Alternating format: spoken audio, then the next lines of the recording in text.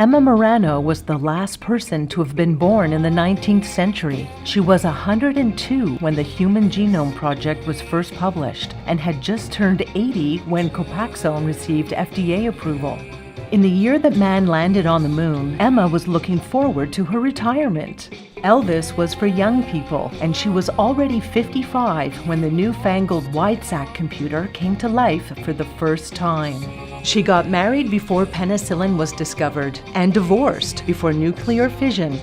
And as a young woman, she was perhaps vaguely aware that a patent clerk called Einstein had come up with some equation or other. Emma Marano was born on the 29th of November, 1899. Her lifespan would cross 3 centuries, a quite extraordinary example of longevity. Before she died at the age of 117, she was asked what was the secret to her long life. The answer: stay single. If only it was so simple. Looking at the topic of longevity, I think we all ask our questions whether our enemy is death or our enemy is disease or dependency. Longevity is another way of saying that we want to extend our life, especially when we get older.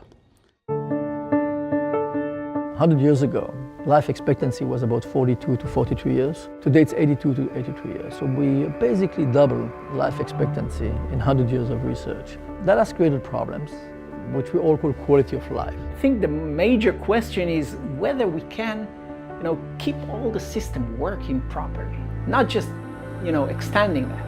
And I think science here can really provide a lot of answers. We have corrective built-in systems. The immune system continuously performs surveillance of all our organs, our neural systems, our cardiovascular system. And it is when these fail that we start to lose very quickly the entire homeostasis and well-being of the person. So being the Weizmann Institute, we're actually looking for understanding the fundamentals behind aging, longevity, disease progression. How you can keep your body functional. Maintain good cognitive ability. Restore function of the heart after disease. I'm talking about heart attack. To understand mechanisms of age-related diseases in order to delay, prevent these diseases. We all know that some animals can regenerate some organs, like salamander can regenerate their tail, but very interestingly, the fish can also regenerate the heart. If this fish would have heart attack, he will be able within 1 month to recover completely, swim happily without any problem. That's not the case for mammals. We cannot repair the heart.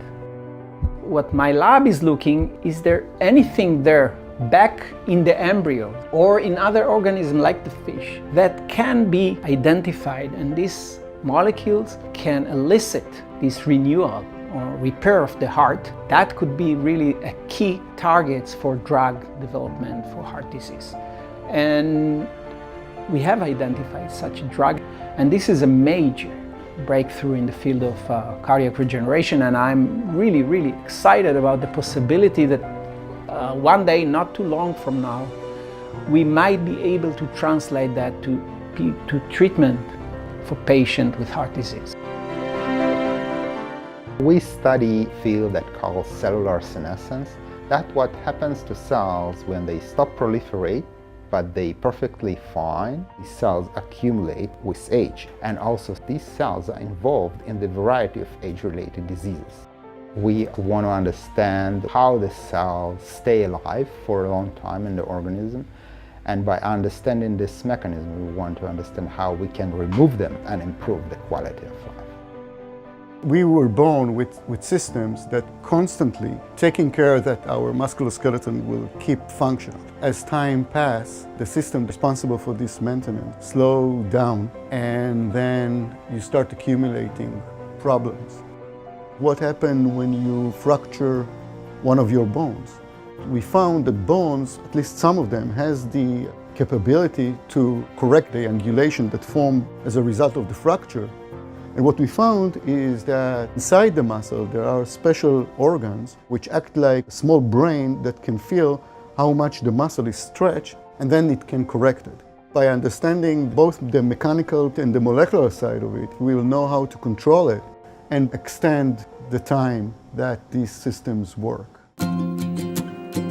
The chronological aging is not as important as we used to think.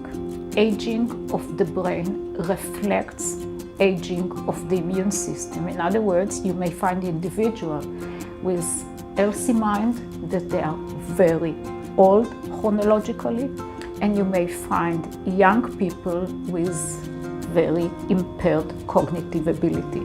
And that's the mystery that I'm working on. There is a specific interface between the brain and the blood where the immune cells can sit and speak with the brain from afar. And this interface is critical for maintaining the brain and for helping the brain to repair or to go back to equilibrium. We are finding now ways to rejuvenate this interface and thereby to restore the brain ability to repair itself and restore some of the function that has been lost. So we really need to get everybody together, and this is what the Sagol Center would do to make sure that in our pursuit for a better, longer life, we would actually be creating also a holistic view of the entire body. That the whole world is interested in longevity, and there is a revolution coming. The secret for a very long life is very well known. For me, it's swimming. Longevity is all about not being stressed. Probably the secret for long life is to make them meaningful. I think it would be a content life where you're doing what you love, you're surrounded by people you love. The secret of a long life to me is a very fruitful and a happy community life.